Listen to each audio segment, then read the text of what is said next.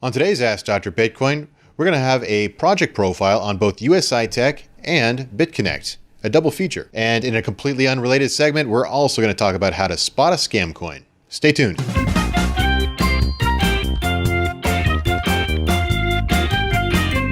Well, hello there. I'm Mark Risen-Hopkins. I'm a cryptocurrency and blockchain enthusiast who's been studying and learning about the space since 2011.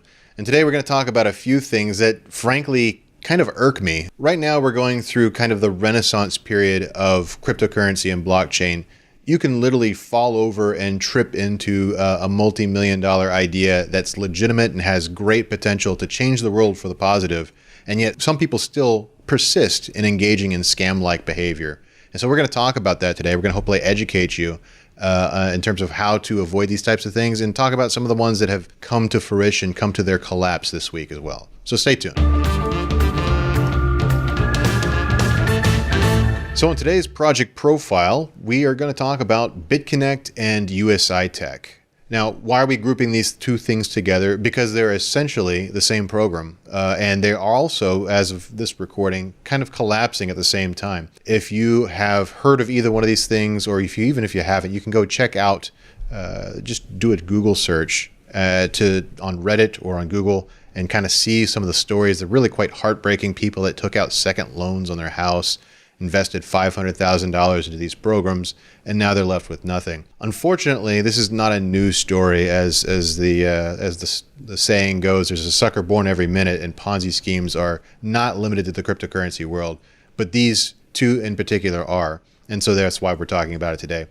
I didn't put my normal amount of research into these two projects. We do it for a normal project profile. We go down every aspect, talk about the different economics of the coin and the technical aspects of the coin.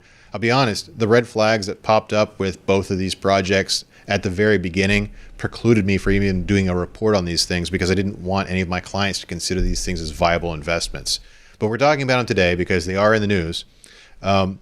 Let's talk about some of the aspects of these projects. They are straight up Ponzi schemes. Whenever you have a group of investors that are being repaid solely through the revenue stream of new investors. Three-dimensional triangles, any type of term that you've seen this referred to as, if you see a treed structure and that's the only revenue stream for the organization, that is a Ponzi. And that's exactly what these are.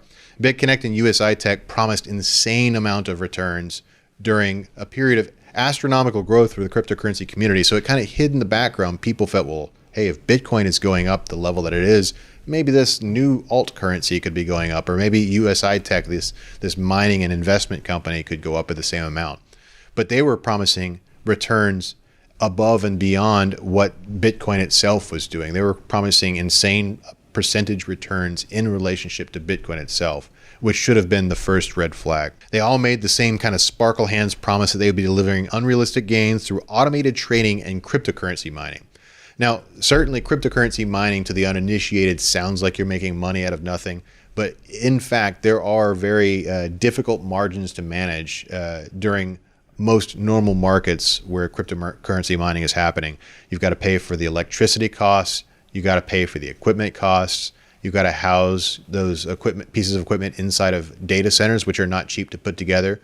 You know, a good data center building could be between $1 and $10 million itself, and then you've got kilowatt hour charges between 3 and 10 cents per kilowatt hour, and these are the most dense electric using machines you'll find in any data center anywhere in the terms of cryptocurrency mining. Promising insane returns, 100, 200, 300% returns on cryptocurrency mining is either naive or outright scam-like behavior. And then they made these vague jazz hand promises about like, hey, there's going to be some automated trading going on in the background and some high frequency stuff, and it was all filled with these infographics that talked about transparency the whole while being opaque and locking up your money. They took custody of people's cryptocurrency, which was an interesting move, I thought, because as we talked about in the first episode of Ask Dr. Bitcoin, what is the value proposition of blockchain itself? Is to disintermediate the requirement for trust between counterparties. And what did BitConnect and USI do immediately afterward? They reintroduced trust. They said, give me your money, we'll hold on to it and make more money out of it, and then give it back to you a little bit at a time. Obviously, they were doing something behind the scenes that they didn't want you to know about, and they called it their secret sauce intellectual property. That's kind of an broad overview of what they did. Now, if you look around in kind of the aftermath, they have tried to make some plausible sounding explanations as to why they're collapsing.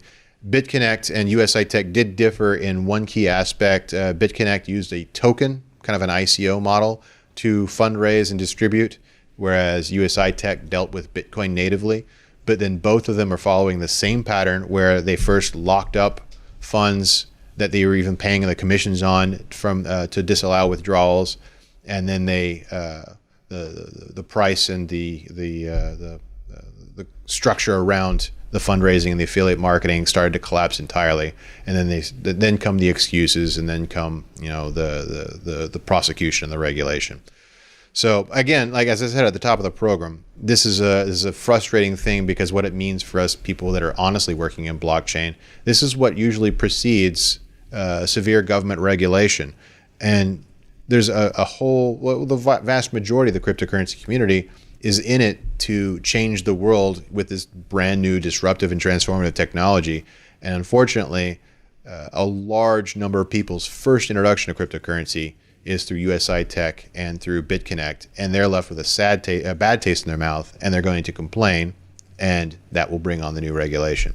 It's an unfortunate situation. We're going to teach you in this next segment how to kind of spot this stuff on your own and perhaps avoid these types of problems in the future. So stay tuned for that. So now we're going to help you try to avoid the pitfalls of falling into a scam coin situation.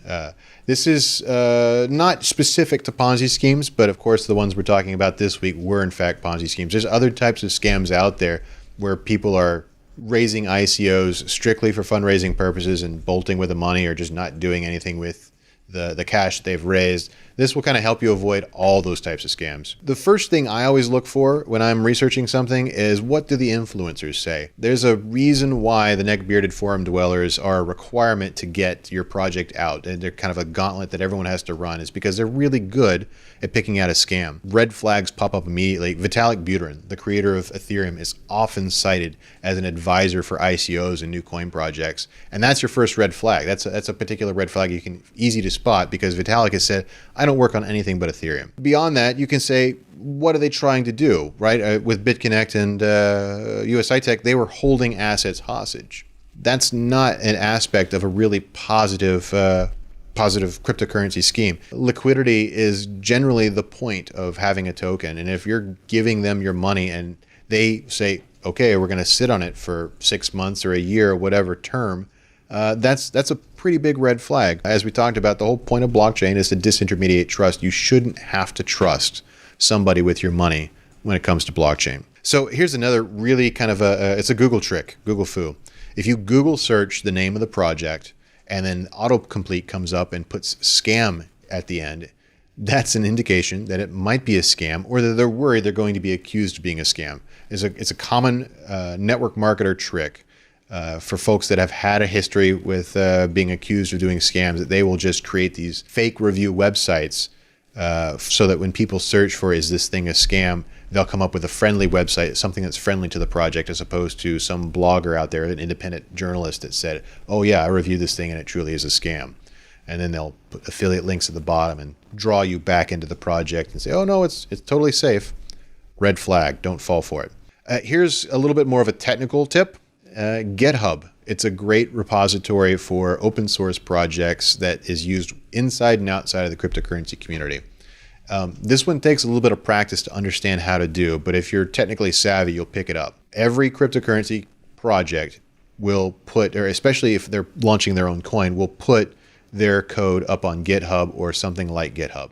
Now within GitHub, you can see the amount of lines and source code that's been written. You see what the frequency of what the publishing was, how much each individual contributor did, how many contributors there were, and see what type of activity there was on that project. And when did it take place? Did it take place before, during, or after their liquidity event? Is it during their ICO or during their sales process? Or did it have a nice run-up period before that? Passionate projects with passionate contributors do have contributions that take place long before the liquidity event. That's a good sign.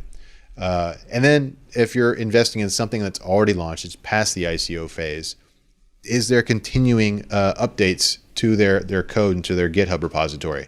That means they didn't just take the money and run, or they didn't take the money and sat on their laurels. They're continuing to work on the technology they say they're working on. And finally, who do they list as their advisors and their boosters? We talked about this at the top, like Vitalik is a red sign, but what if they don't have a lot of well-known names up there? They don't have no names that show up in LinkedIn, or they don't show up in searches of editorialists around the cryptocurrency community. What are those influencers out there on Twitter and elsewhere saying about the project? Go check what Andreas Antonopoulos is having to say about it, or Eric Voorhees or Vitalik Buterin. Chances are, if it's a well-known scam, all of these influencers I just mentioned were out there on Twitter saying, don't do it, it's a bad idea. That will largely steer you away from the big ones, and you can use your best judgment on the small scams. So if you're looking for more sources of information to research on specifically BitConnect and USI Tech, I would strongly encourage you to go to the subreddits for both of those projects. They are full of sob stories right now. And if you were hit by one of these scams, Suicide Prevention Hotline, check it out. Honestly, your life is worth more than your money, and hopefully you'll use this as a learning experience. There are many investors stumble and fall and then get back up and continue to do successful things. So keep that in mind as you move forward. Well, there you have it, your blockchain and cryptocurrency prescription. As always, these are just my thoughts, and I encourage you to seek out a second opinion, although maybe not on BitConnect or USI Tech. Subscribe for more videos in blockchain and cryptocurrency, and if you enjoyed today's video, share it with a friend so they can see. Thanks for watching, and don't forget to see the receptionist on your way out.